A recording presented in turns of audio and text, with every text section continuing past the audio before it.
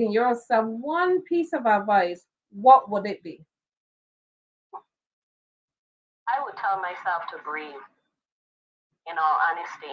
When I was 18, I Mm-hmm. was coming out of figuring this thing out on my own. Mm-hmm. We go to school, we have an education. We come out of school and we have all these certificates and we think we're ready for the world, Mm. but nobody truly prepares you for the navigation of being on your own at 18.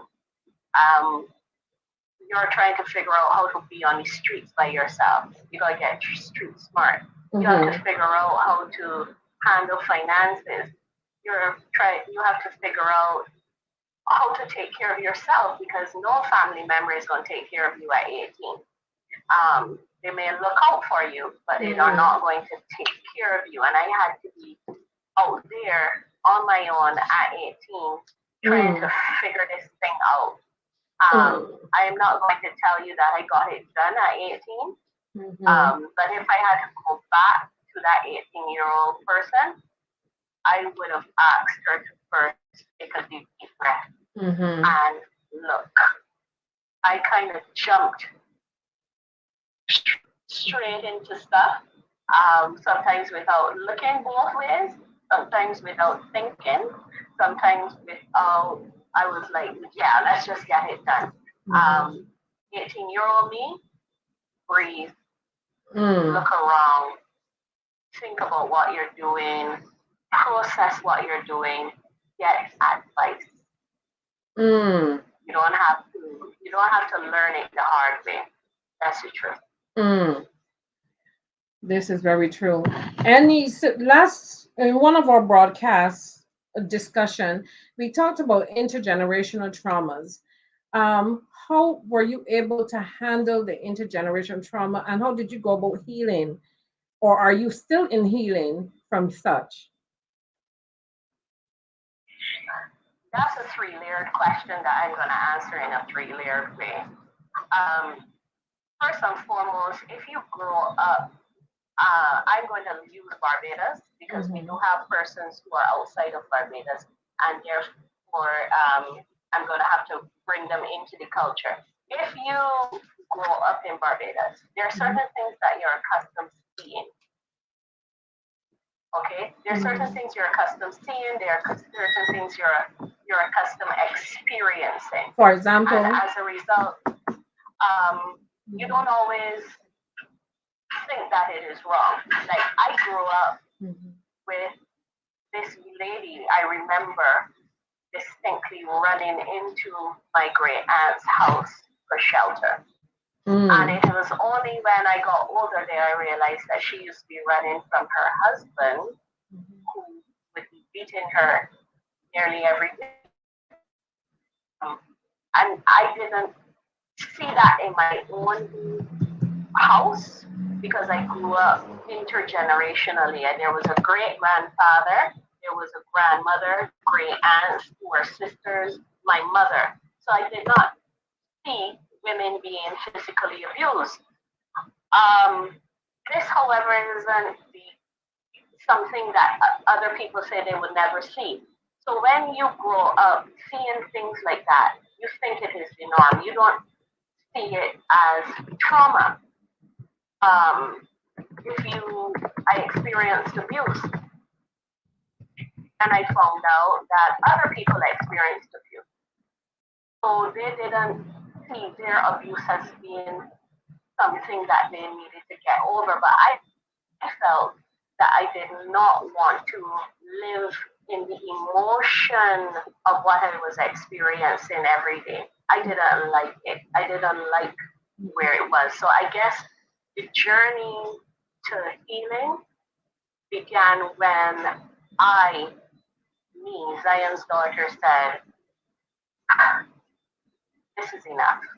I Mm. don't like this feeling of emptiness. I don't like this space where you are in a space, but yet you don't feel like you belong. Mm-hmm.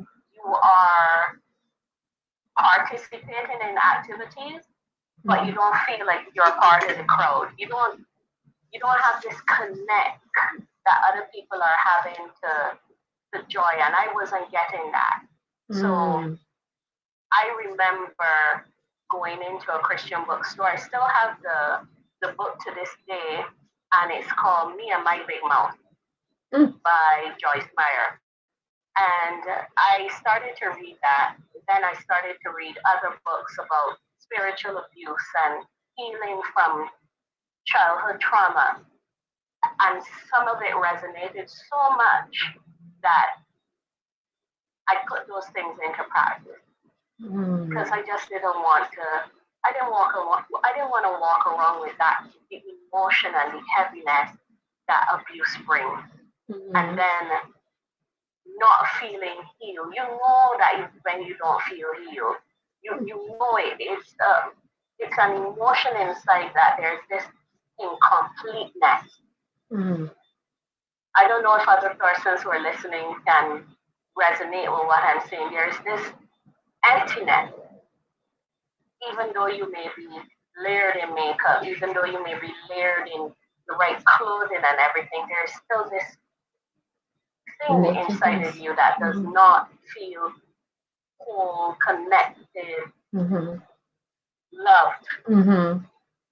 So then you would say that that's a self-esteem issue then, having gone through all the trauma that you've gone through, and you're only sharing snippets of it.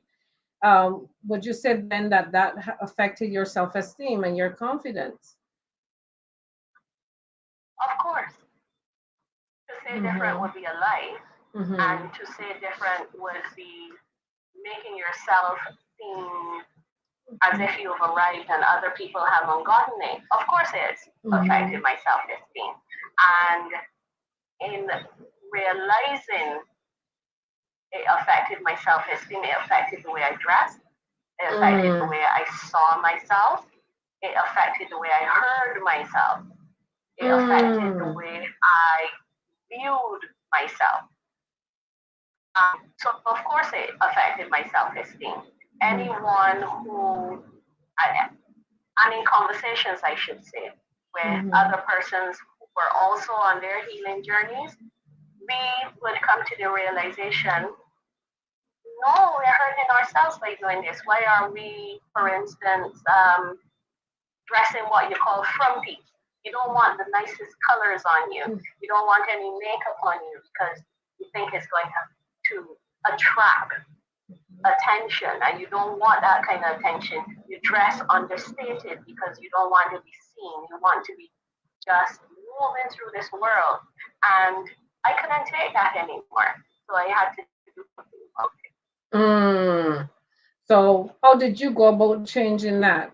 That's an off-the-cuff question. I didn't write that down, but how did you, after looking at yourself and recognizing you had to heal from that trauma, you said dressing is one of the things that affected you. How did you now muster up that energy, and what does that look like? Because people can go from one extreme to the other. So how did that look? How did I? That looked like who you are seeing now. I saw this person, but I wasn't that person. I would remember sitting down and picturing myself always in the future. And I aim toward that person. I remember, let me give you an example. I have the gift of the gab, but I have never felt that person wanted to hear what I was saying because I used to be told too much, tone it down, tone down your voice, tone down the things that you're saying, or worse yet, critique the way I speak. This is the way I speak. Anybody who knows me knows that this is my pattern to speak. But when you are told, why you always don't talk, so why you can't talk like everybody else? you clamor up. But I Mhm. remember sitting and imagining myself on stage talking to hundreds of thousands of people. Mm. And I would muse and mull on that person every day Mhm. and picture myself actually having that confidence. It is not an event that got me here, but a series of awakenings, a series of conversations, encounters with other people, both male and female. Mhm. Sometimes watching a show or interaction with someone. I can't say that it was one particular thing, but what I will tell you that no matter the thing, the objective I always kept in mind is that I don't want to live in the yesterday. Mm. I want to live in the tomorrow Mhm. while I am in the today.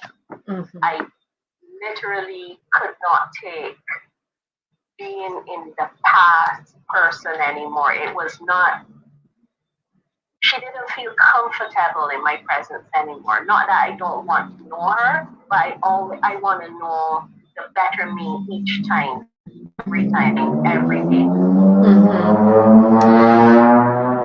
You know, for some persons, people listening to this or who will see it eventually, struggle with coming out of the intergenerational traumas or traumas just generally. And they would hear this, but they want a little bit more meat. And what methods did you use? Did you go seek help? How did you, or what methods did you employ to get you to this point? You know what I'm saying? Mm-hmm. Well, a lot of my journeys was in church. Mm. I used to go to church when I was in my early 20s. I'm now in my 50s. And I spent an inordinate amount in church. When you're in church, you think that whatever you were going through, church is going to handle it. Mm-hmm. Being in church, you're going to get all the healing that you want. Every time you go up for prayer, that thing that you carry to the altar or to the pastor to lay hands on you, that is going to miraculously disappear. But what I discovered is that I had to talk to myself as Mm-hmm. well. That laying on our hands doesn't always do it. Mm. That running to the altar doesn't always do it. I had to confront my own issues, myself, and like how I'm looking at myself in this call. I had to look at myself in the mirror. That was one method. Looking at yourself in the mirror and embracing the vision of who you are. I did that. I also, like I said before, I read a lot of books. Mm-hmm. I really did. I listened. I was on such a hunger and thirst journey to heal that I literally sought it out. I would Google how to heal from, how to walk from, listen to people who were going through other things, listening to other people. But then I started listening to the divine in myself because I never used to.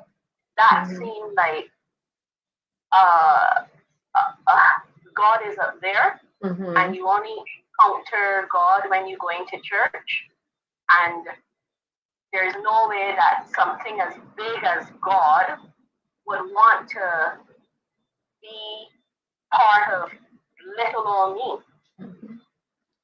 And when I remember a particular event that had a profound impact on me. The church had invited this international person to do a deliverance for persons who went through sexual abuse or who have been raped and so on. And I remember I gotta go to this. I ran home, being changed, got on the wrong bus, was late to the event, went to the wrong location. But because I was so hungry to be delivered from the emotion of what I went through, I saw it as, yes, this is for me. When I got there, the gentleman was now praying for people, and he didn't even touch me. But I remember waking up and feeling different.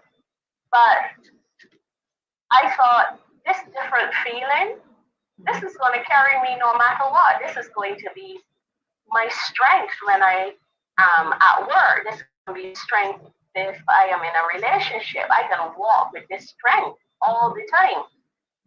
Little did I know that every single day on a healing journey, I had to be present. I had to show up.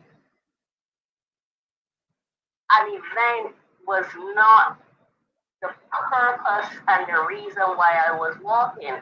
I was the person who was walking. It might sound self-absorbed, but you cannot take a journey based on an event. You have to be on the journey. And when I realized that I had to show up every day to be a part of my own healing journey, Empress, that's not an easy feeling. No, it is not. No, it is not. It is not. It is you telling yourself, you need to fix it. You need to be real with other people who have said, you used to be this way and you aren't that way anymore. Tell me how you get there. And when you're talking to people, you have to get so raw with them. And say, listen, I remember when I used to feel that if I eat three pieces of food, I can get fat. So I only ate one. Or I think that if I smile too much, people would think that I am uneasy. Those are actual emotions that I walked with. And to come out of that meant I had to let go of this shackle that was on my shoulder, tethered to me, and I was dragging it along. And at no point did I think, I can actually untether myself from this and walk without that burden. Am I making sense to anybody? Yeah. You know, they said the destination is written, but not the journey. And all of this is part of your journey towards the destination, right?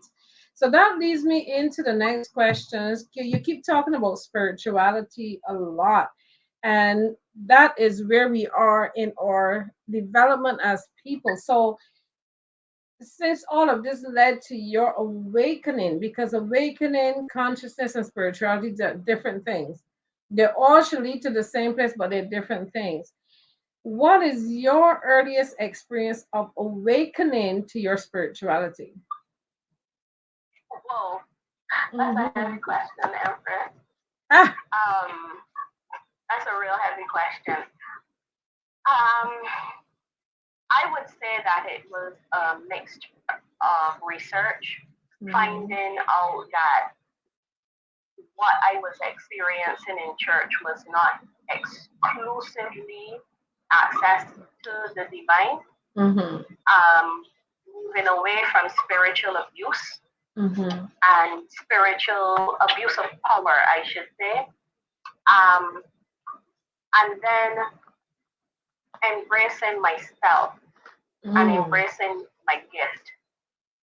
I have the gift of the gap, which makes me an oracle. But I cannot sit here today and tell you that that's the arrival that I came at, and therefore I am here to talk to you as an oracle because I had it figured out. It took laying on my own hand on my stomach and calling out fear.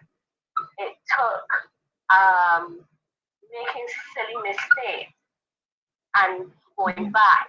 It took journaling. It took seeking information and talking to people who had more knowledge than me. But most of all, it took being humble Mm-hmm. and waiting and being at peace Mm-hmm. with even mistakes that you made. Mm-hmm. It took the understanding that what I went through Mm-hmm. cannot define me. Otherwise, I wouldn't have no authority, no authenticity to speak to anybody else who may be wondering how they too can come out of living in fear of the fear that abuse carries you through. Mm-hmm. Yeah. Mm-hmm. The fear of you not being seen as important to people because you don't see yourself as being important. That tether that straps onto you and demands to be a part of your journey um, can sometimes become so second skin Mm-hmm. that when it is unleashed, you don't even realize that the burden is gone. This is very true. All right, so I'm coming down. I'm coming down the line. There's so much in my head to ask, but I'm trying to keep us honest. Please ask Um, it. I Ask it because I I want to know feel you the did not fire. I prepare for any questions, so I'm here uh just waiting for the questions to come at me. You're going a little easy on me, and that's all right, but we still have an hour to go, so don't be easy. no, you are guarded, so there's a reason for that. That's the energy I'm feeling. But let me ask you this: what has been the one thing you lean on when it gets hard, when life gets hard? The one thing, and expand. Truthfully, I don't know if I've ever leaned on a particular thing. Mm-hmm. I used to run away a lot, so I can't Mm-hmm. say that I literally leaned on a thing to get me through. I used to run away from whatever was confronting me. I hated confrontation, so I don't know if I had a proper go-to method to deal with anything. I would rather it not come my way. So I didn't Mm-hmm. like, being in its presence. So I used to run away a lot. Mm-hmm. Um, and then I learned that that doesn't solve any issue. Mm. So I started letting my inner strength be a source to lean on. I started asking myself, okay, I have to join Empress Aziza on this broadcast. I don't like talking about myself. That's one of the reasons why I've been so guarded. I don't like being vulnerable that way. How did I get over this? Where did I go to lean on to find the courage to talk to you? Mm-hmm. I went into honesty. Mm. I went into taking a breath and asking myself, what are you going to get from hiding all the time?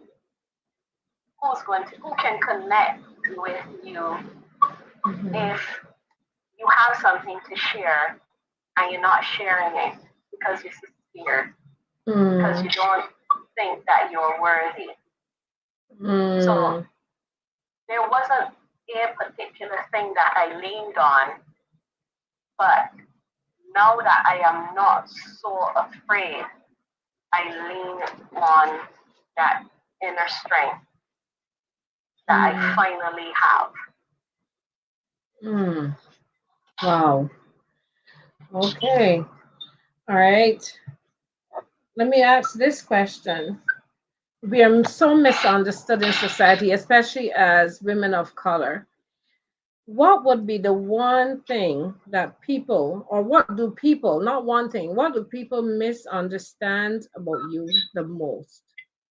What's the one thing? my intent. Expand. This is going to be good. I see things really spiritually. I really do. If I'm honest, I guess I always used to see things that way. And I think people misunderstand intent when I talk about a thing. I don't talk about a thing anymore to elevate myself or to boost myself. But I try to talk in a way that other persons can lock themselves in. And I've come out of conversations like that, and people would say, but you know, you're talking with yourself and you don't really talking to nobody. I've had that. So I said, I remember asking, did you listen to what I was sharing? And then when the person went back over it, they realized the intent was to speak to you by using myself. So I think sometimes some people misunderstood my intent. I try to make decisions that will not just affect myself, but I try to look at the outcome for other people. But let me just say this: sometimes it's difficult because this is an individual journey, right? So sometimes it's difficult to look at the outcome, as you say, for others, because people must go through their journey. So people might misunderstand that as you trying to control them or control their outcome instead of they going through it. You know what I mean? So how would you know? How would you? I think I kind of asking the same question, but how would you know? Help that person to understand themselves. Since you said people misunderstand your intent, how can you get them to see you in a different light? The only way for some person to know me in a different light is to literally know me. So they would have to get to know me as I would have to get to know them. And we are grown people as well. So if you misunderstand some persons, like sometimes I misunderstand people, so I am grown enough now to ask, what did you mean by that? Explain it. And then when you get that explanation, you can come out to a different conclusion. I think that sometimes I used to do it. You get very comfortable in living in the anarchy of a thing that you don't sometimes go and look for the solution or the piece of a thing and you walk away with this misunderstanding, you walk away with this misinterpretation, and you live with that. And then if you go back to the person, you'll say, but that's not what I really meant. Were you listening? This is not what I meant. And they explain themselves. So stop and get into the person. I have to do it. And I would like people to do it with me. Okay, me come bring it down a notch. If you could be remembered for one thing, what would it be? Being a mother. Oh, expand, because I know you carry that with a badge of honor. So I do. I would love to be remembered as a mother, not just to my children or my nieces, but a mother to many. And what that means, I would love to be remembered as the woman who mothered many. That means the world to me. Wow. Since we're talking about motherhood, mothers don't come with a manual. I always tell people that I am not a mother. I didn't give birth to children, but I've, as you said, mothered many. and for each child is different, and they're I go to say the thousands, and each child I've had to work with differently. They have similar ways of doing things, but let me tell you, they give you a run for your money, so you have to dig deep down inside and always try to reach each child different. um, what advice would you give the mothers who um, feel like they're at their wits' end? They've tried everything in their minds and at their wits' end. What advice would you give the mothers? That is a real loaded question. And trust Empress to ask a loaded question. Um, it's such a loaded question because at their wits' end for what purpose? Are they at their wits' end because the child wouldn't listen? So, Mm-hmm. mothering first begins with your personal journey. Mm. I had to find that out. In order to mother a child, you got to self-care first. You have to put your ego in check. You have to look at the purpose for you even raising that child. You have to look at your own traumas and how is it affecting you. So I guess this is my advice now. Why are you at your wit's end? Are you looking at the ending of a thing for the child? Are you at your wit's end because you went through something? Let's say you have a teenage daughter and you had her at 19.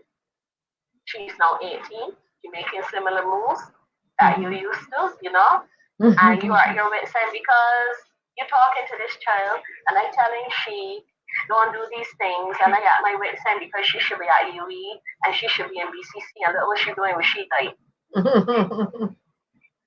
Are you at your wit's end because you don't want her to make your journey?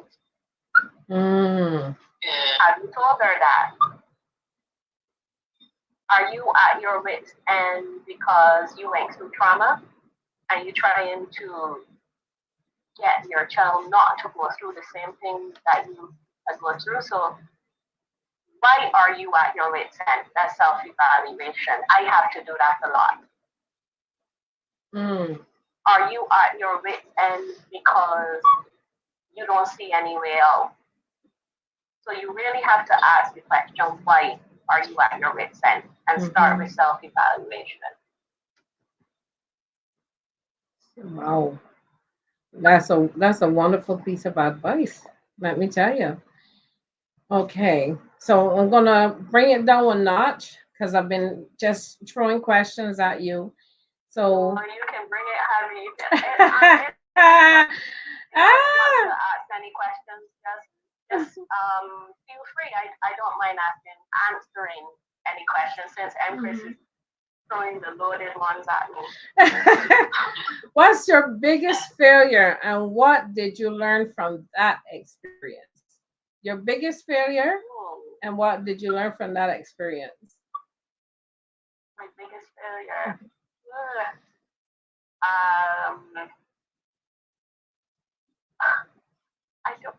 I don't know if I can classify one bigger than the next because I've had so many.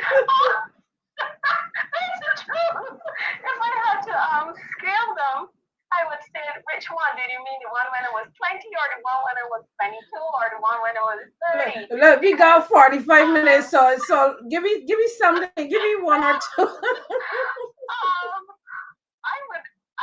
I honestly had made so many stupid mistakes and I've had so many failures that I would say that collectively,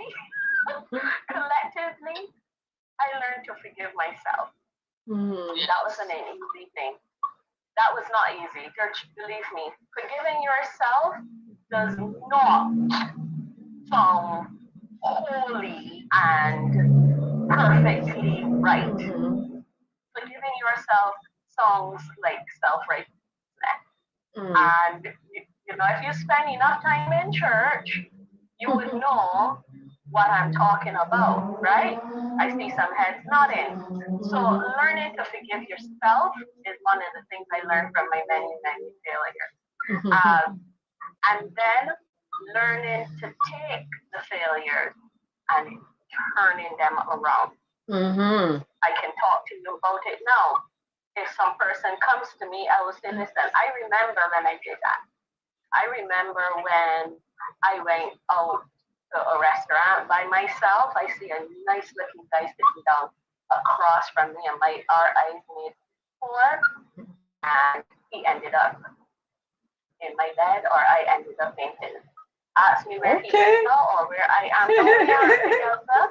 There you go. So, what did I learn from that? Don't trust them emotions. I think it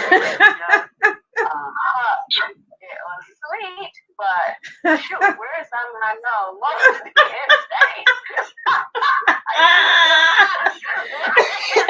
So I can't say that I made one mistake. So I did so much crap in my life, and as you get to know me, I would willingly share some of that crap, but I also am glad that I made some of those mistakes, and I don't know if I would call them failures anymore. Why? Only because I have elevated in my sense of self.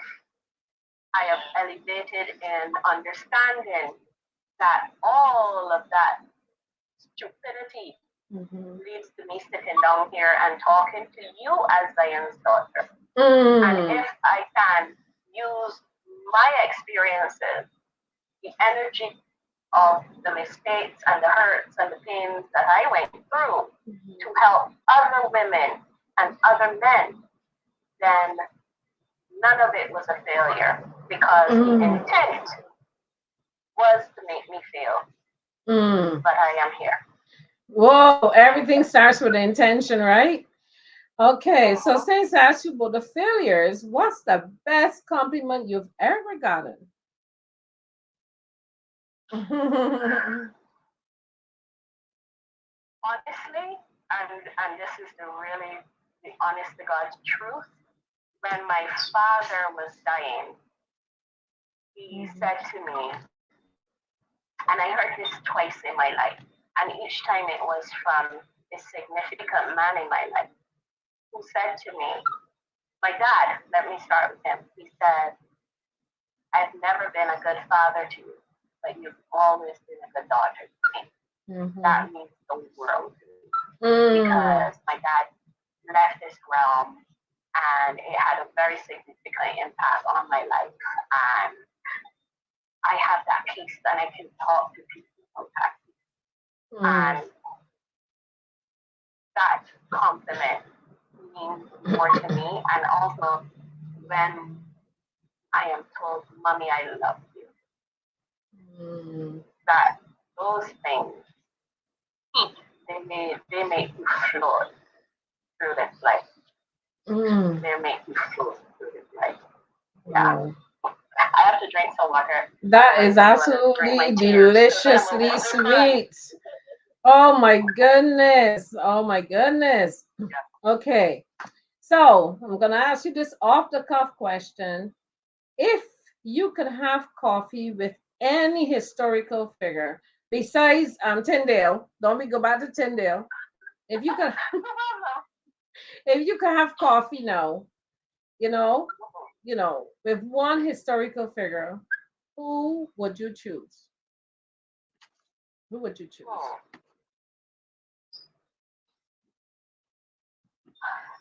Mary Magdalene. What? All right. Yeah. Mary of Magdalene. Why? Mary's heart was so pure in her intent. And I would say two. I'm going to be greedy and say two. Okay. A woman, and it's another woman, but Mary of Magdalene. She had this disposition that following this highly spiritual man is going to do the best for her. And her intent was to absorb everything that this spiritual man was saying. She saw the significance in his movement. And the other historical figure would be that woman at the well that Jesus talked with. Now, that woman is all of us. And I don't know if people pay enough attention to her, but I love her story. She was like, listen, they got this man here telling people about themselves, but she never bothered to tell people, you know, that I had more than one man. He was like, girl, you ain't sleeping with one man, you got about 5 right now, so go and check yourself at the door and try to live different. I would really like to know how she went about her life after that. Because I am going to be raw and said that church really has corrupted this view of characters within Bible stories as being so highly spiritually pure and everything that sometimes we don't even like to see them as people whose lives we are talking about thousands of years later.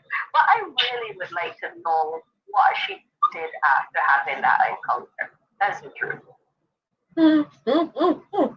That is, listen, I sure Jesus didn't say the way you say, but I love it. I know, but you know, we see Yeshua as this, people get so afraid to talk about him that way, but I'm not.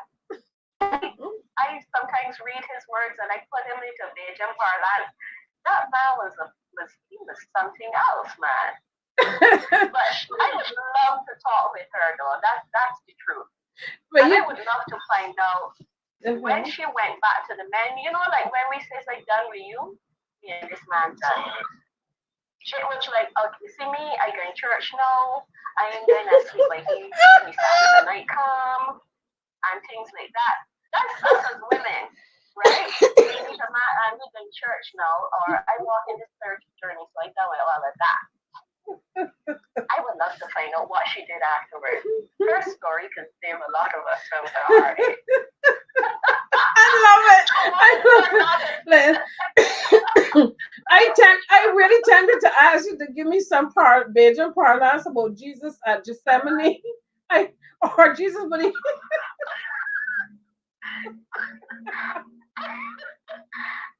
Or Jesus sitting down with disciples. I would love to hear that.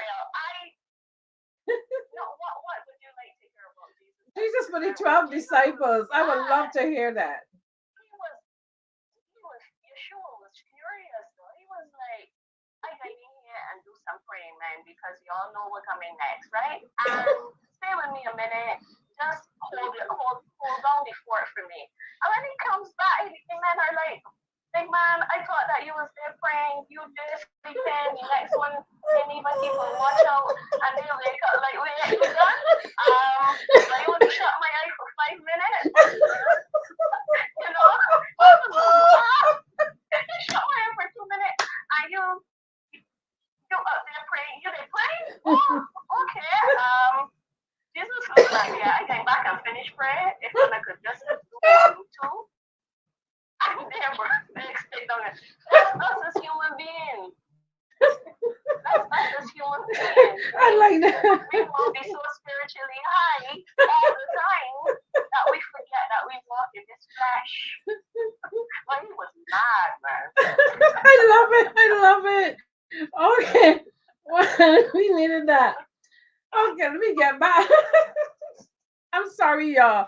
Whenever Zion's daughter talk in Bajan parlance, they say you gotta sprite me up because it is the funniest. Is the funniest thing. Okay, what do you think? There's so much going on in our world since 2019. So many changes that sometimes you can't even keep up with what's going on. What do you think the world will look like in 50 years? In 5 years? In 5 years? What do you think the world will look like in 5 years? Another Empress, these are loaded questions. Anyone else want to rescue me for these loaded questions? Feel free to jump in. We ain't give him a chance to, but this is you beat down though. Loaded questions, so years, the world can look like crap if people keep believing that they do not have collective power.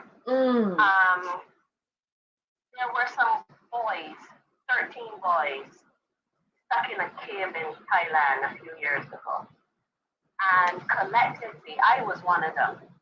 I used to be on online chats, like, we're sending positive energy to these boys. Let's just pray for them. The whole world collectively brought those boys out of the cave. And I think in 5 years' time, if the world used that same collective energy to bring healing to their soul, healing to their family, joy and laughter to their community, it's going to look completely opposite to what we are being told. Because we are being told it and we are accepting it. We're accepting it so much that we're giving power to a thing that has not even materialized. Life and death is in the power of the tongue. So if we keep giving it power by broadcasting it, look at what the elites are doing. Look at what the masses are doing. They're laughing with one another. Yeah. In 5 years, the world can look like the image of you and me in these healing moments. If we want it. That's what I think. That's just my thought. I think we want it. I think we want it more than we know. Especially in this society that we are in, Bajan society. We've been laid back for so long.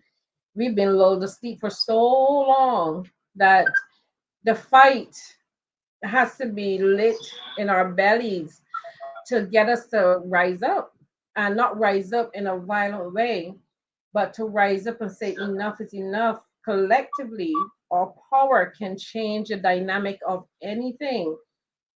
Violence if we have to, bloodshed if we have to, but there's always the way of, going the peaceful way, going the Gandhi way, I like to call it. But we got to be willing to shed blood too, right? Okay. Yeah. So if the person wouldn't mind muting their mic. All right. So getting some interference. But if you don't mind, for that one, I am a Bajan. I love my nation. I love Barbados. I've traveled. I love this country. And what I see a lot hurts me. I see a lot of broken people. I see a lot of people who are hurting inside, who want to be untethered from the domestic violence, the children running wild, from broken relationships, from not knowing how to talk to their parents, not knowing how to talk to their children. I see a lot of it, and it hurts me really. It hurts me deeply because I know the history of my country, and I know that we aimed for something so high, but we never healed from the brokenness of intergenerational trauma of what slavery did to us. And then post-emancipation, we were given tools to make it work, tools to prosper, tools to educate, tools to go to church, tools to build the right homes and drive the right cars. But a lot of the emotional damage of grandmothers and grandfathers busting our asses and telling us to shut up and take it. A lot of the emotional damage of uncles touching and abusing their nieces and nephews. A lot of the brokenness of you living in a house that nearly every girl in it was molested by that father or something like that. I see a lot of it. Mhm. And I don't want it for my nation anymore. I don't want the children of tomorrow to have to live with that because we did. Yeah. It may not have come to all our doorsteps, but some aspect of it did.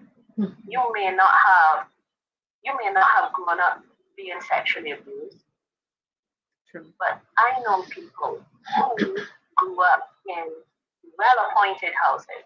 We got the big bungalow houses, Mhm. 2-story, cars in the garage, then could travel every year. And I had friends who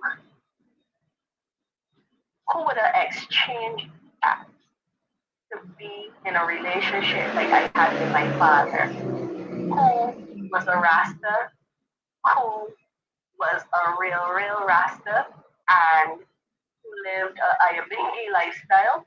And I know girls from well-to-do homes who ran away from that to go and live with men in their backyard, in the hut that they built in their mother backyard just to have peace.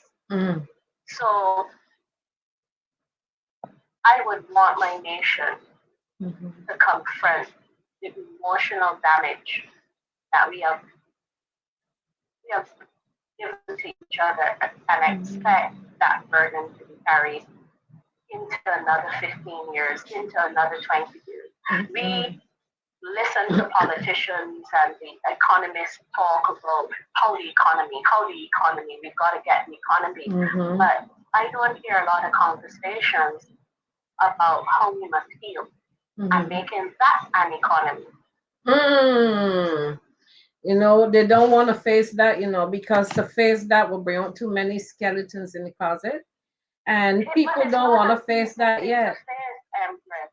No, Mhm. it's let's be realistic. Mhm.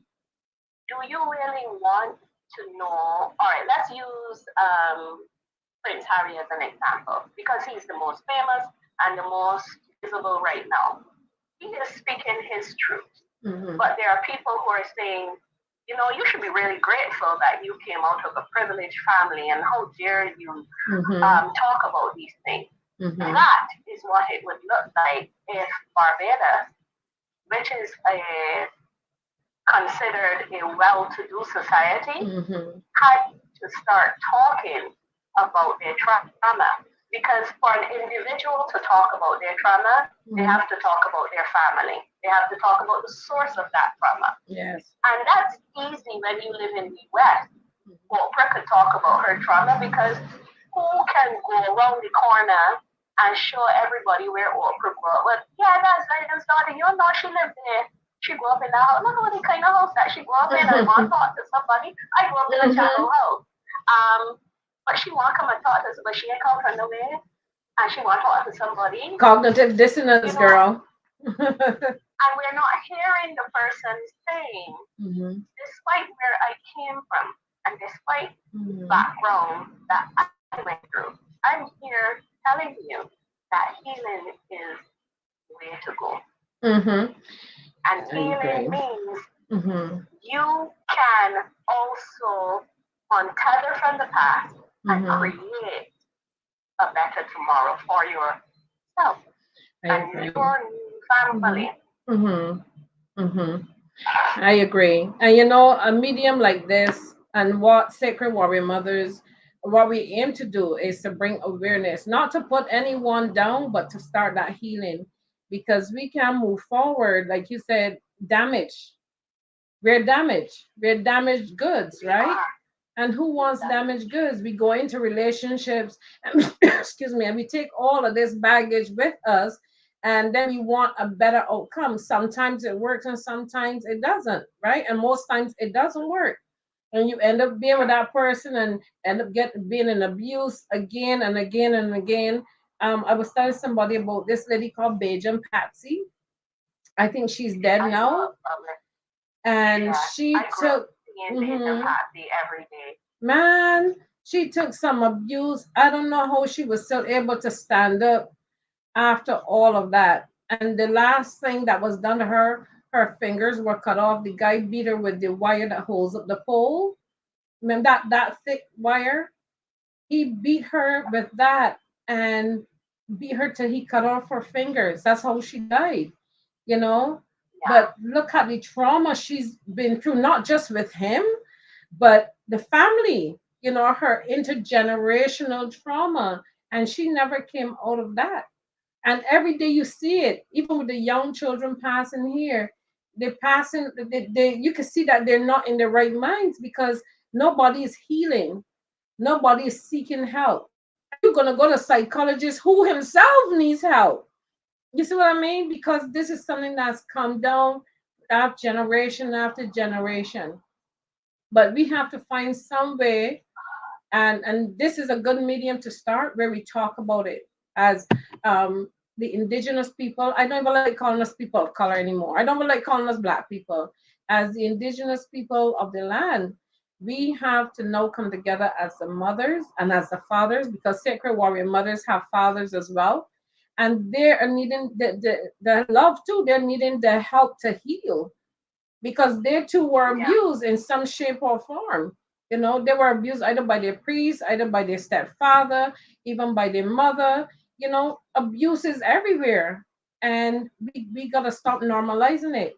And that's one of the things that the laws are now being manipulated to allow and to make it acceptable. We know it is there, but now when you change the law to make it acceptable, that makes a difference. Because now you can have a pedophile living next to you. They already live next to you, but you don't know they're pedophile. But now they can come from overseas and set up shop next to you, and offer your child a few candies because they think the children in the Caribbean are destitute and hand to mouth. Offer a few candies, a few dollars, and the next thing you know, your child is shipped off to Timbuktu. You never hear from them again. I see. So anyway, so me ask this one before I open Well, up the. Go ahead, Queen. I want to go back. As someone who literally grew up seeing Major Patsy walk through my neighborhood, seeing her in Bridgetown, I can tell you, I can see her now, and knowing that her daughter represents Barbados in such an honorable way is proof that intergenerational trauma can be rooted. But also let's go back to Beijing Patsy and what she represented. She became a caricature that a lot of us knew. And so many people felt so helpless. I remember the conversations with like my grandmother and my great aunt having when we saw her walk through the neighborhood. And they would be like, Patsy comes and why you gotta get away from that man. And so many persons did have empathy, but so many women in Barbados and men have gone through, are going through, and have abuse as a part of their life so much that I think that many Bajans see it as a lot to carry. And when I say a lot, I don't mean the amount, but a lot, a burden, a necessity. Well, I went through abuse too, and I turned out all right. So I know we talking about if you got the boy a slap because, or yeah, he's a left from boot here, but the boy is only 12. I can't get he from around me. How can a 12-year-old? So if we, when are we going to stop and ask ourselves, how can we do better?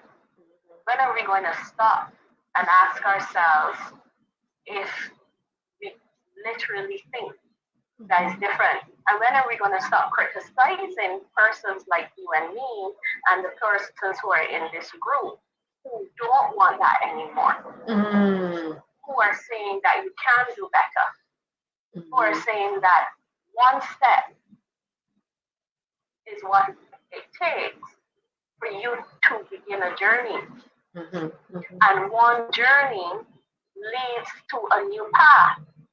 So if you don't take one single step, how can you start a journey, and how can you go on a path of being different? How can we create a different tomorrow only based on economies of scale, only based on the value of a dollar, only based on the value of what we can produce, when we have people who are not emotionally strong to make new families and create legacies? Yeah. We remain broken every single day and every turning of every season. How? Oh, okay. Before I open up the floor to the audience, I'm going to ask you one last question. And it goes like this. What is the one question you wish I'd asked you, and how would you have answered it?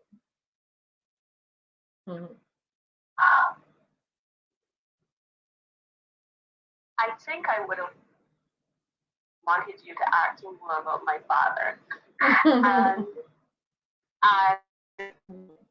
how I would have answered that would have been to tell people about my dad and why healing is so important to me. My dad came out of a well-to-do family, and he died feeling alone and abandoned. And his journey is one of the reasons why I am walking in healing. I'm walking in healing for him as well. He knew his children loved him, but he died without his mother being there. And he felt abandoned by her because she had to make a decision that a lot of women and a lot of fathers have had to make, like leaving their child behind in order to go and make a better life for themselves. And my dad, because he talked to me about it, so that's why I can talk about it. He lived with this permanent feeling of never feeling like a part of something because his family rejected him for his religious and personal beliefs. And that is the story of many people in Barbados as well, because so many persons have a blanket view of what is right that they don't listen to anybody else who presents a different point of view. And it hurts a lot. Well said. Well, I'm going to open up the floor to the audience to ask any questions to Zion's daughter. So go ahead.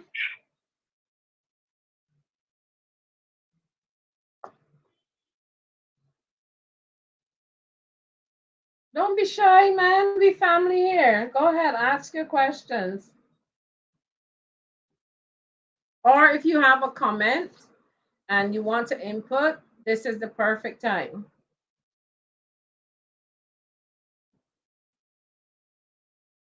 This is the shyness of Bajans. And I see this so many times. We do have a lot to say, but we are such a shy people that when this is the time when most religions clamor up. But along the line, they have such profound things to share, and we don't share them. I see it so many times. Come on, let's share. Just share with me, and let's just talk. Go ahead. right, hold on now. Get my thoughts together. And Empress asked them questions. So ain't really like to ask. Oh, you can comment. You can comment. Like, I mean, comment. Mm-hmm.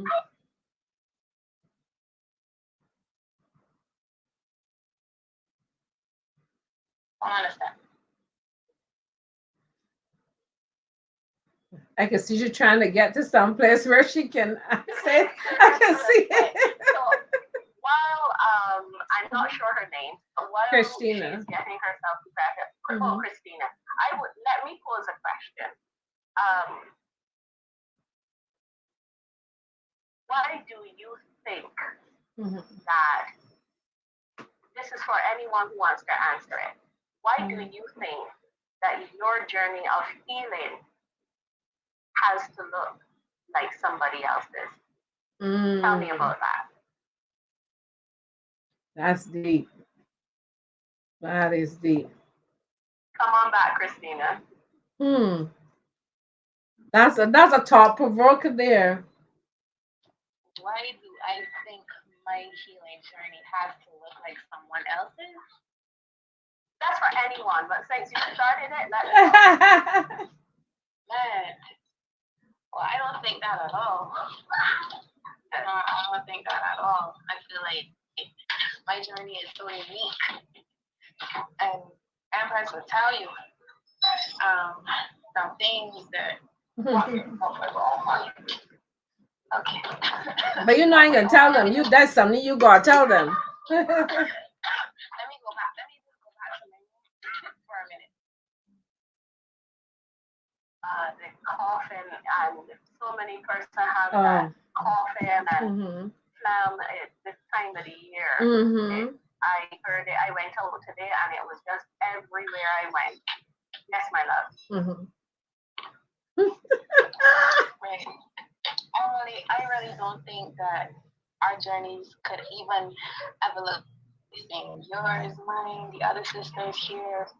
Everyone's journey is different, and for me, I feel like it has to be different because our purpose is different. We might be trying to reach the same goal, some of us, but our purpose is different.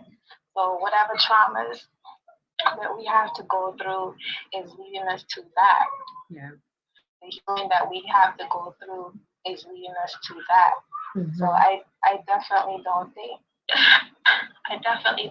that it has to look the same. Mine is a unique one. And something about you that I noticed, I wanted to put it in the chat, but I didn't want to fill the chat. And when I typed it and you raised it, then you said it. When you talked about honesty, I feel like that's one of the main things.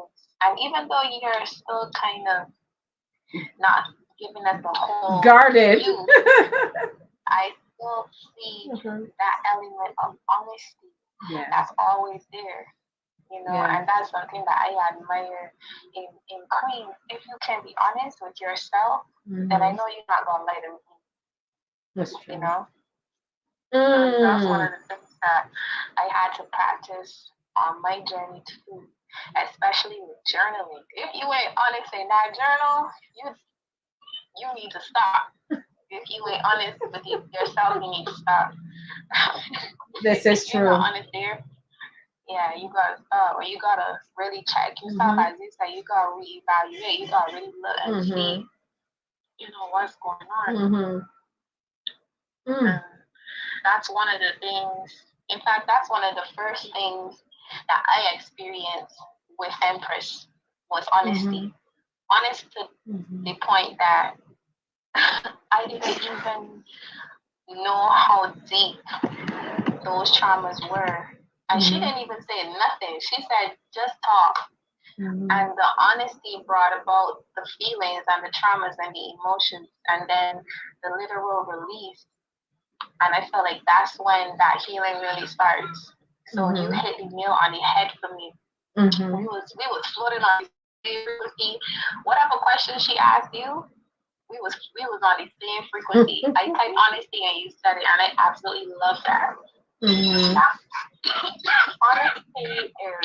Honesty is not a beautiful picture that you take of yourself. That's the truth. Honesty is not berating yourself. Yeah. Honesty is like me. I remember when I was in church and you had a wonderful worship session, and you know the elation of a worship session and the preaching is right, and you leave church feeling on top of the world. Mm-hmm.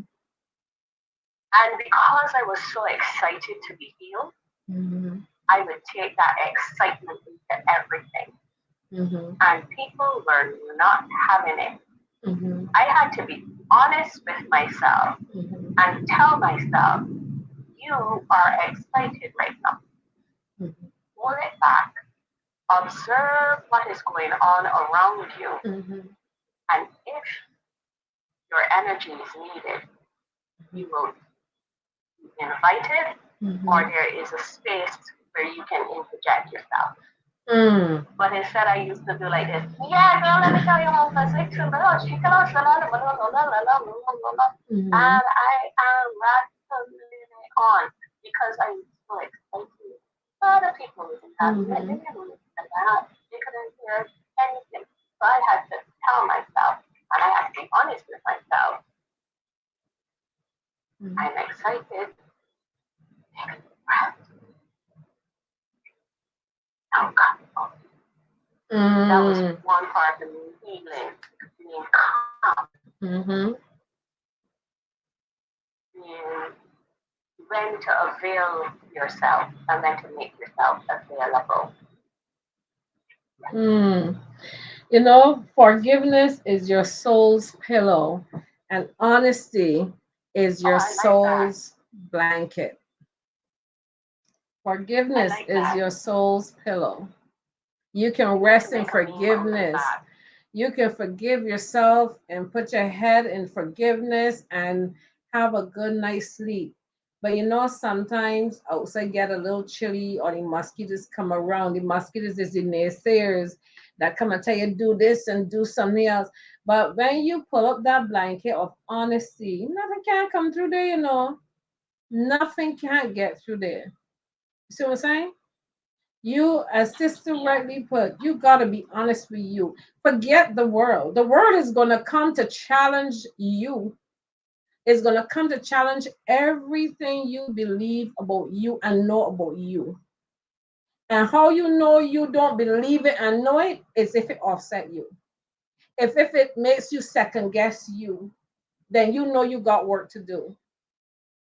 All my life, I used to hear people tell me, you think you're better than, because I always felt I was this person. Nobody didn't tell me you were XYZ. I always felt inside that I was different. And I would hear people tell me who would try to steal a little bit of that. And I was young. I didn't know. I even heard it from my husband. You know, you think you're better than. And it's only in my adultness when he said that to me one day. I said to him, hell yes, I am. That shut him down instantly. He didn't know what to say. Because when people say that, we go on the defensive and we go within. Oh no, I ain't better than. I'm a little poor black girl and this. We start putting ourselves down. He didn't do nothing. All you do is put yourself down. But when I knew self and he said that, me and my big chest, you know, I got a big chest. Me and my big chest pumped up and I was like, hell yes, I am. And honey boy shut it down. He was like, he drove that car. He didn't say another word. He just kept going. And my self-esteem, I was like, yeah, you did that. You understand? I was doing the jig inside and I got quiet and I was like, whoa, where the hell did that come from? See, you got to be honest with you. You can't expect the world to see you how you see you. Whether a good or bad, how you see you makes a difference. It really does. Your honesty, again, you got to be honest with self. You got to be true to you. And if you're not any of that, you can't be true to the person that's in your life. You can't be true to your children. You can't be true to your boss. You can't be true to nobody because you're going to always look for an out. You're going to always look for an excuse. You're going to always look for a lie. You're going to always resort to the first lie. Instead of saying, look, you want me work there, but I ain't feel like doing that today. You could catch me tomorrow. I might be in a good mood tomorrow. The boss gonna be like, oh, okay. You see what I'm saying? Husband asks you to fix a plate of me. This your husband. Hey, buddy, I worked really hard today. You fix me a plate. You understand what I'm trying to say? You be honest with you. It gotta start with you. All of this we going through starts with you. Yeah. Your emotions. Now, throughout this conversation, one of the things I kept hearing is I'm being guarded. How comfortable do you honestly think you would be if you truly heard someone's rawness for the first time?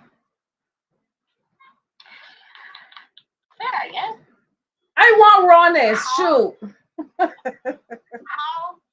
we say that we want to hear someone, but let's be honest.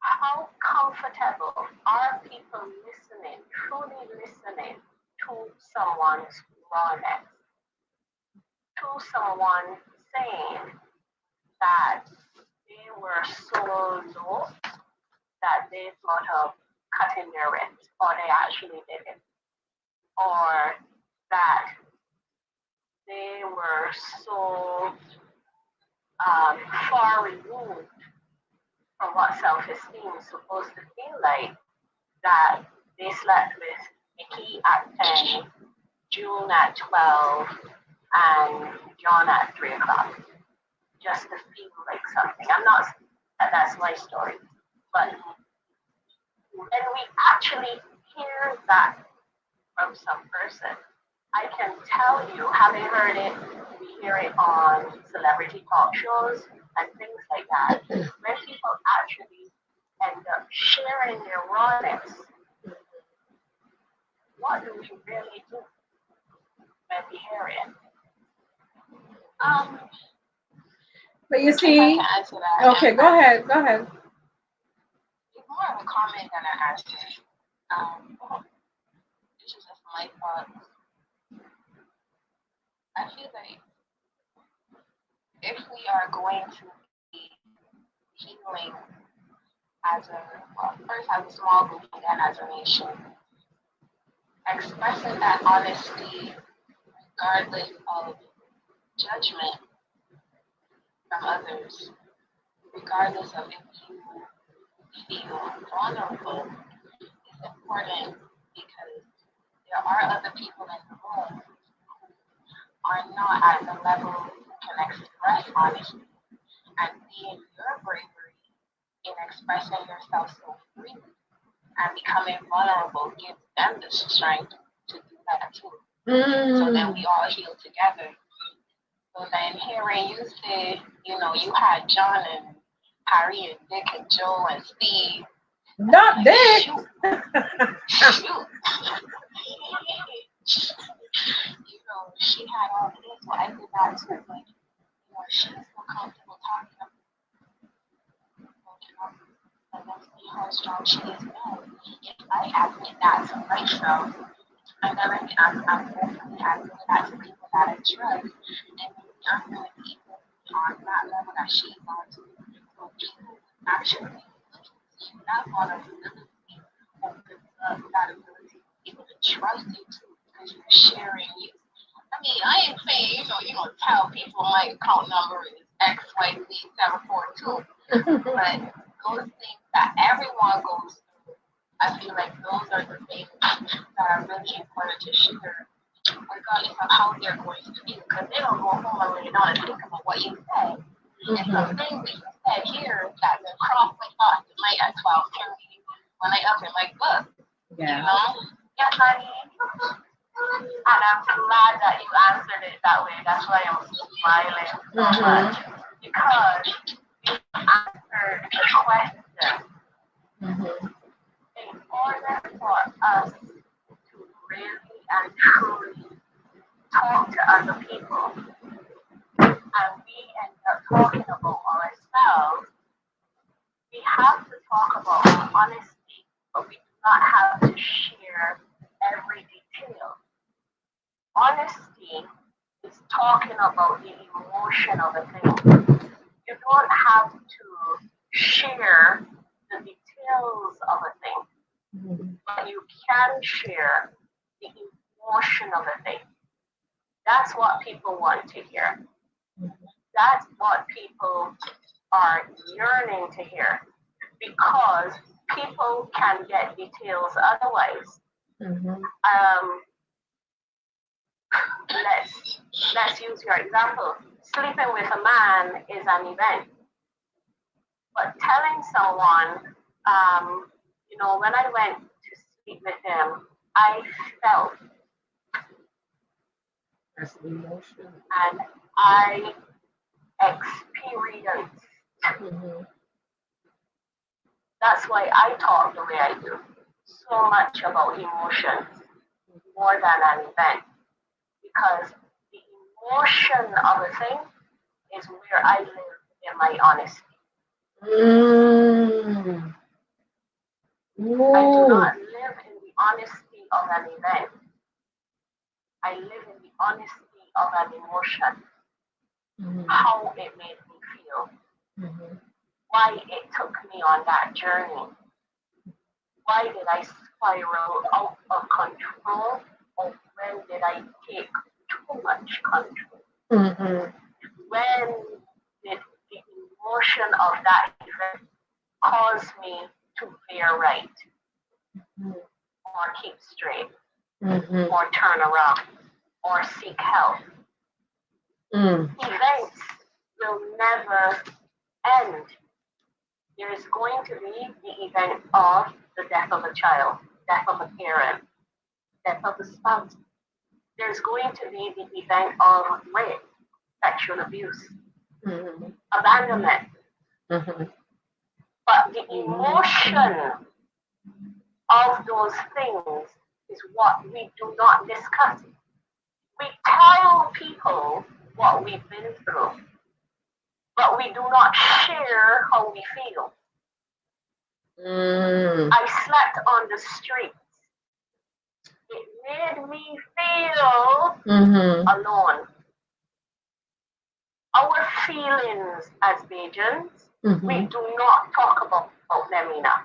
It's true. Our feelings, our emotion, the way something made us feel, we do not confront, because we run into church, we run to spirituality, we burn candles, we do things to cope with the emotion of a thing, but we do not ever look in the mirror and say to ourselves enough, I did not like how I felt in that. That made me feel I felt so stupid. Oh my God. I felt so stupid. And how do we know that? Your child will tell you, but mommy, I don't like that. I don't like how it tastes. Eat it. Try eat that. Mouse in here to eat, try to eat that. You ain't got nothing else to eat. You wanna know that I work hard all day, I got time to eat on the stove. Not the accent. I grew up, listen, I am 52 years old, number one. I grew up with 4 great-grandparents and grandparents in the home, and 7 great aunts. If I don't have Bajan in me, then I'm from somewhere else. All right? I don't know how to be anything but a Bajan. And I heard, this is the kind of language I heard growing up. So the emotion of the thing was the child saying, I actually don't like it. But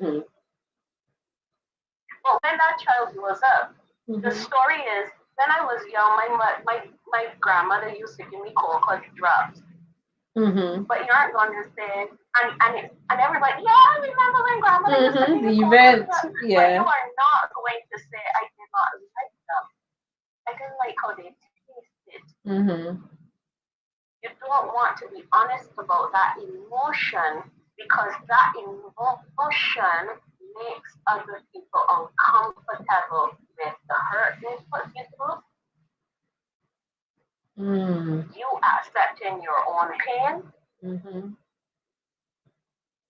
and you accepting that wrong was done to you. Yep. How do you step out of the event? Go to church, go to mosque, burn candles, knock your hair, I'm going to dress different. That's the event of the emotion. Bingo. The emotion that you are living with constantly as you choose an event to hide your emotions, you can easily replicate every single day. But when you are alone and the event stops at midnight when you finally put your head on your bed,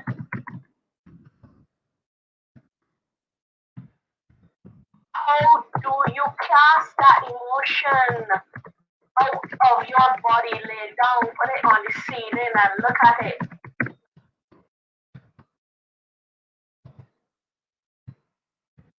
That's your honesty. I live this every single day in order to be here to talk to you. It took, I cannot even show you the amount of books. I journal. Don't think that I fill them up. No, don't think so. I'm not that studious. But I would go and start journaling here. And then I would put that aside. And when I find the emotion to write down a thing, I will have it in another book. I had to purposely sit down to there and tear out the pages out of nearly 7 of these types of books and put them together in one place because the emotion of the thing was so much and so great that I had to write the emotion down instead of talking it because I could not talk myself through the emotion of how I was feeling. I had to journal it. I had to find the right words through speaking to myself this way. And that's what you're creating is actually a living library. You know what I mean? Yeah. You're creating a living library, and that's what journaling is not just about writing thoughts down. It's something that you can put your pictures to it so that your child or children can know have something that you've left. So that's yeah. So I encourage everybody to do that. Get your living library. Empress, if you don't mind. Go ahead. I was so upset with the Most High about the I was reading the story of a young boy named Adrian Jones. Adrian Jones was a young man. He didn't even reach the age of 8. His father and stepmother recorded the depravity of their abuse toward him, and it bothered me. You can easily Google him. His name is Adrian Jones. His father brutalized him and then fed his body to pigs. And they recorded every single act that they did against this young man. And I keep him in memory, that's the truth. But I was so upset with God. This is a journal that I wrote to him. And I shared it with Empress one day. But let me tell you how upset I was with God. I actually wrote, don't these children mean anything to you, Lord? Yes, they do. But they don't know how to cry out to you, help. Imagine I'm talking to God like that. I said, if these children don't mean nothing to you, can you get that well with yourself? If you are truly talking about healing, if you are a parent, and Sacred Warrior Mothers is not that every person is a parent, but you may play a parenting role. In order to raise a child, you have to raise yourself first. Because children push your buttons. And if you're not healed from your mother shouting at you, "Yo, come here. Go pick up the outfit floor. Yo, you ain't get up yet. What you think this is a hotel? Try and get up, man." If you grew up with a parent who spoke to you like that, if you are not healed from what that did to you, how do you think you're going to talk to your child? That's Replication, duplication. Yes. Or you go the complete opposite. You're so gentle that the child gets away with murder now because you're afraid, because you haven't learned the balance. I had to learn the balance becoming a mother. My gosh, children can push the button. It's 11 o'clock. We have to get up early. Can you please get in your bed? Not, try to get in your bed. I tell you so 15 times already.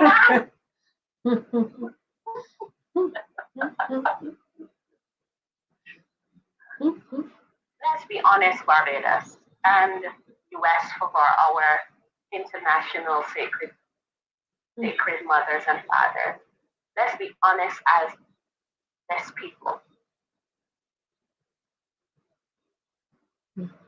Our upbringing has not been an easy one. Crap was done to us externally, but we also did crap to each other. We cannot ask those to apologize for their crap, and we have not confronted our own crap. We cannot say to other people, "Give us money, give us land, give us the resources," and we are not mentally, emotionally, and spiritually prepared to share it into tomorrow. Truth. Very true. Because we will only be packing up an inheritance for our children and our children's children, and they will have no value of it, so therefore they will give away their birthright. This is true. Our first legacy as a people who have experienced intergenerational trauma is to lay up a foundation of family and healing for the tomorrow. I strongly believe it. My great-grandfather was born in 1895. I was born in 1971. I saw my great-grandfather. I interacted with him. I am one of few people who can say that. This is true. That has given me a sense of profoundness and legacy, to be alive and still know someone who was born in the 1800s. Imagine your children and your grandchildren now saying, "I was alive when Sacred Warrior Mothers came to Barbados and started the healing process by being honest, by asking the people to come out and heal." That's right.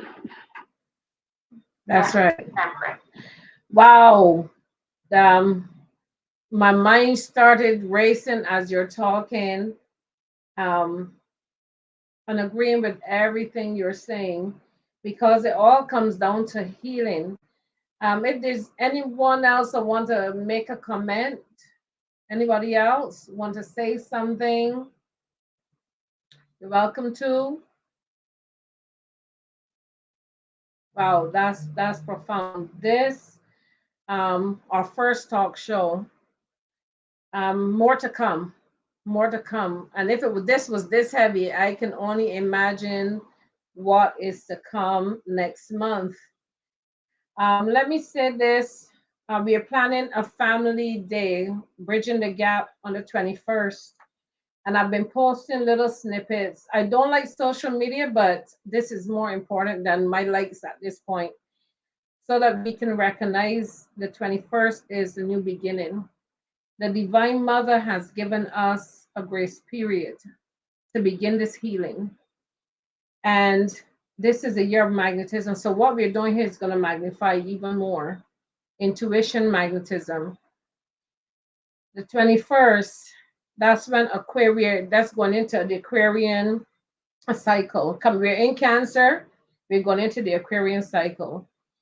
And that represents the beginning, because the 21st is actually the new moon, and the new moon is this new beginning. So we're given a chance on the 21st to really cement ourselves to the land. The earth needs us. She needs to feel us. She hasn't felt us in a long time. She is elevated. And when I speak of the earth and she, I make it seem personal, but because she's personal to us, she's personable to us. The spirit within the earth is alive. It's not just a piece of mold out there with some trees. She's alive. She breathes. She has a cycle. She cries. She does all of that. And she's begging us to help her. She doesn't really need us. She can throw us off at will. But she is also rising. One second. This is ever so often. Forgive them. She is rising in her spiritual self, connecting deeper, higher. And we're just on her going along for the ride. We're just leeches on her back. But she doesn't want to throw us off. So they're giving us the opportunity to connect deeper, to begin this healing. We only got 7 years. We got 7 years to get it done.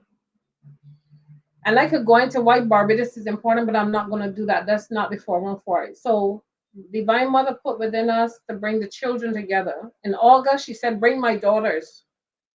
And we convened in August, and we did what we needed to do.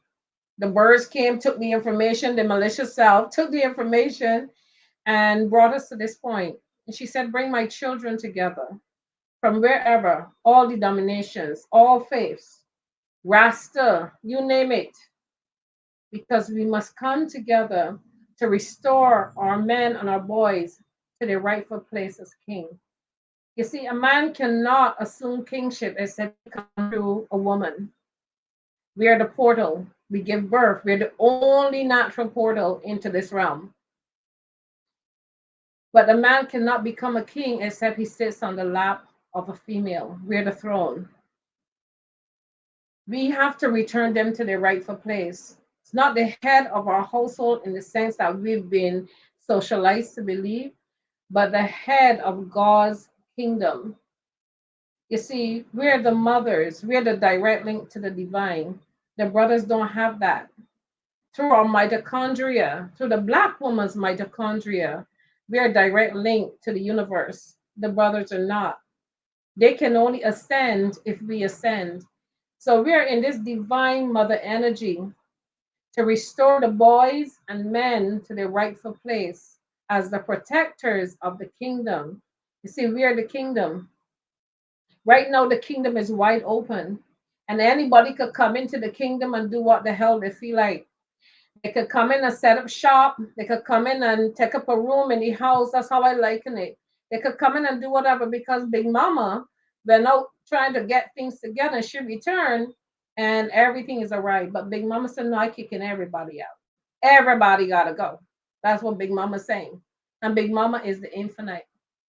So Big Mama is saying, one or two of y'all were paying attention. So I can give her a chance. Before I tear everything up, I'm going to give y'all a chance. She's given us 7 years. We've got 7 years to get this house in order. So I will end by saying this. On the 21st, we come together to make this thing happen. to change the direction of the earth. See, Barbados is that important to the earth. Barbados is Enki's. The trident is broken right now. The other part of the trident is us. The only one that can put that trident hold is the female. We are the other half to the trident. And we will put it together. So the 21st, we come together at the Botanical Gardens. We're going to do some grounding. We're going to do some heavy spiritual work to make this thing happen, to start this journey over. So our year really starts from the January 21st, if you really want to look at it like that. It's a new thing, literally, new moon, new beginning. If you notice outside it's been overcast even during the day, that's because the sun gave way to the mother. The nights are cooler, the nights are cold in instances. Father pulled back so that the mother can come through. And that's all the mother's been doing for the last 2-3 weeks, giving us nothing but love through the plasma, through the moon energies. So that's on the 21st. In a week's time, we also have premiering Lips and Tips. That's going to be hot stuff. Right, Zion's daughter? Lips and Tips. We're going to look at, it's going to be raw. So come prepared to be embarrassed. It's going to be very revealing. That's all I'm going to say right now. Very revealing in how we view our bodies and what our bodies mean, what the different aspects of our bodies mean, lips and tips. Anyway, I'm not going to go into that right now. That's going to be the good stuff. Starting off lips and tips with talking about breath.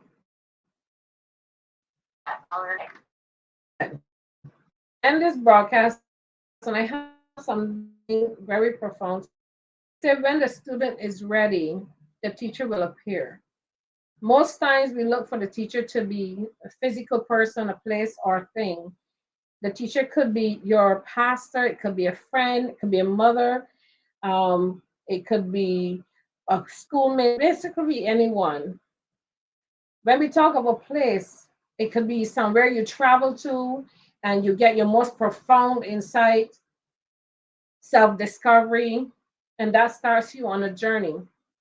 And it could be a thing, it could be a statue, it could be a piece of crystal, it could be just about anything that makes you stop and say, what does life mean?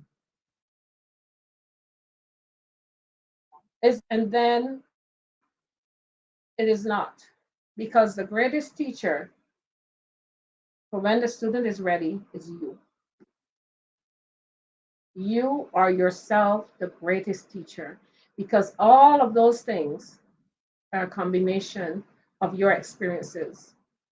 It is what you chose for yourself to be here in the now. So see them as what they are, as great teachers. Don't let situations, places, or things define you. They're part of your journey, but they're not you. You are greater than the sum total of your experiences. And everything that you've been through, bad, good, or indifferent, has brought you to this point in your life where now you stop and you examine you as a person. I've been through a lot, and one day we'll share my story, but what I've been through didn't define me.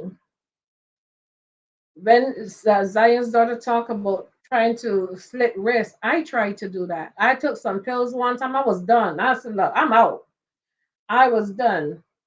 I said, I don't want to be here because it was painful being here. And Spirit said, what you doing here? You better go back. We don't want you here. I said, well, shit, I can't even do it right. So it's been a journey to come to this place of self-knowing. I didn't just born big. I went through the fire too. I was that dross, that piece of steel that nobody knew was gold underneath. And I'm still being defined every day and refined every day. So don't judge yourself too harshly. Just laugh, and just be. Lillian, what's her name? Lillian Hellman, she says, It's a sad day when you find out that it's not an accident or time or fortune, but just yourself that kept things from you. That's in one of my books. You are your biggest stumbling block, right? So I want to say thank you so much to Zion's daughter for being here and being guarded at times and then just then just letting it flow. Thank you for your insight and for humoring me. And thank you, ladies, for being a part of this first talk show. More to come.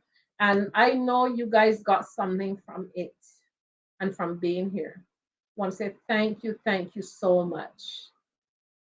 And journey well, journey well. Meet you back in Sacred Warrior Mothers.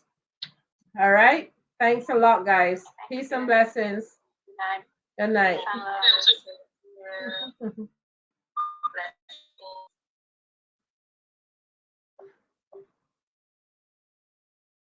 Thank you so much. And podcast.